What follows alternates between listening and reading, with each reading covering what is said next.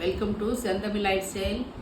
எங்கள் வீட்டில் ரச சாதம், கனவா கிரேவி, கருணக்கிழங்கு கூட்டு, கொத்தவரங்காய் பொரியல்.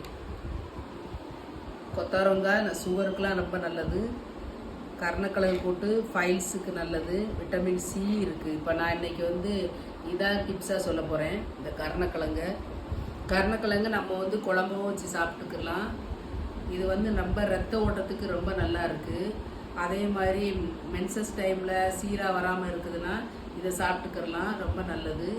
இதை கூட்டை நான் எப்படி வைக்க போகிறதுன்னு தான் சொல்கிறேன். இதை அவிச்சிட்டு நல்லா மசித்து எண்ணெய் ஊற்றி கடுகு உளுந்த பருப்பு, வெங்காயம், சின்ன வெங்காயம் கொஞ்சம் கூடுதலாக போட்டு இதையும் போட்டு கொஞ்சமாக புளி, அந்த புளி கரைசலை ஊற்றி மிக்ஸ் பண்ணிவிட்டு கொஞ்சம் மஞ்சள் தூள் போட்டுனா இறக்க வேண்டியதுதான். ஈஸியான ஒரு சமையல் மிக்ஸ். இது செஞ்சு சாப்பிடுங்க. ரொம்ப உடம்புக்கு ரொம்ப நல்லது. ஃபைல்ஸுக்கு முக்கியமான ஒரு நல்ல மருந்து.